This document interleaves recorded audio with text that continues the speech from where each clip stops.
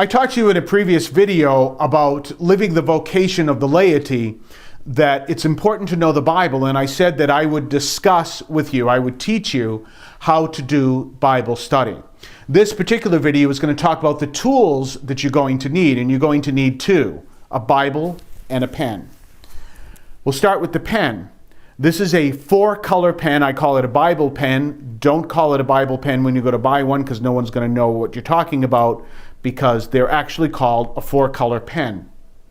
I work with the Canção Nova Community, and I learned this process of using this kind of pen with the Canção Nova Community in Brazil. So they've talked to me, and I've talked to them about this in Brazil and the United States.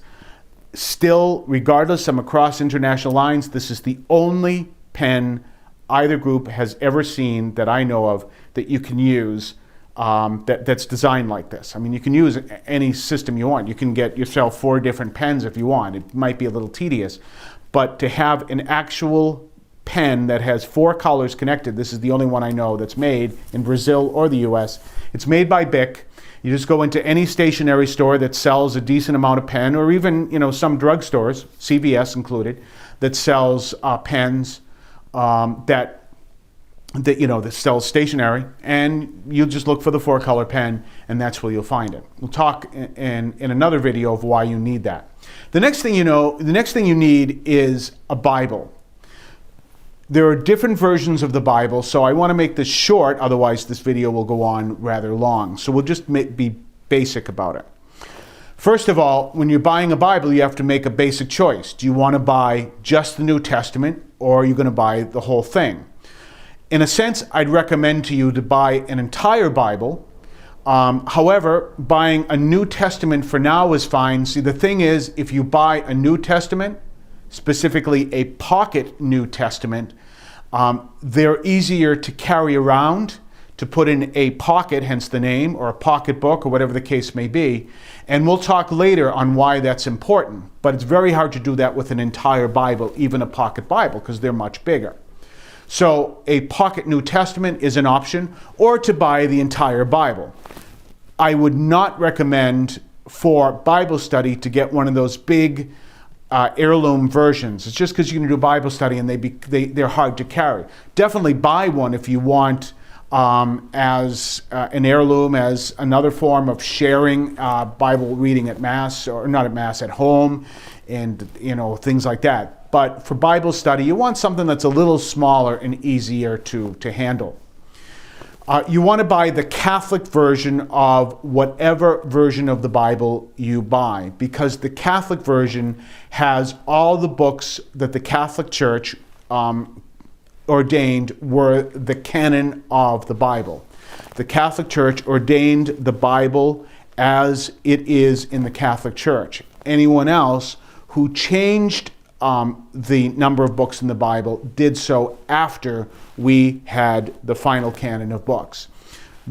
So there are some books that are in the Catholic Bible that are not found in the others. One, for example, is Sirach. 2 more, for example, are the 2 books of Maccabees, where we find one of the teachings on purgatory. So those are in a Catholic Bible. You're not going to find it in a non-Catholic Bible.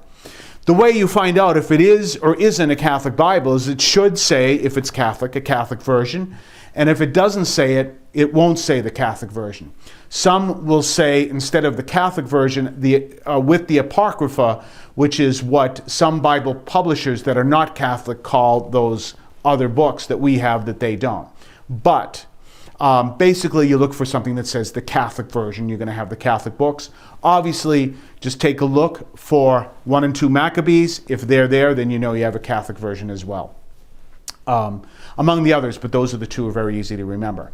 So those are some of the practical things you want to do. One more thing, there's many versions of the Bible.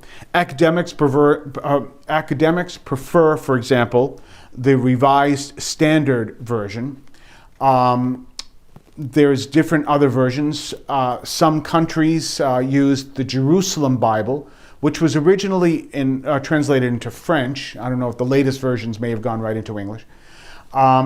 There is the Douay Rheims Bible, which is the original standard Bible back in traditional days. And so that would most likely be used during the extraordinary form.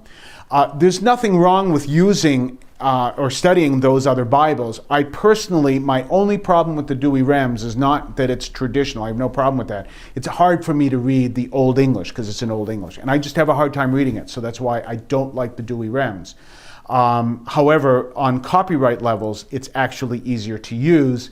And in fact, I don't know if I mentioned this, the New American Bible revised edition, or the New American Bible actually of any type, that's in is what we use at Mass. That is owned by the U.S. Conference of Catholic Bishops through their arm called the Confraternity of Christian Doctrine. And that's the Bible we use at Mass.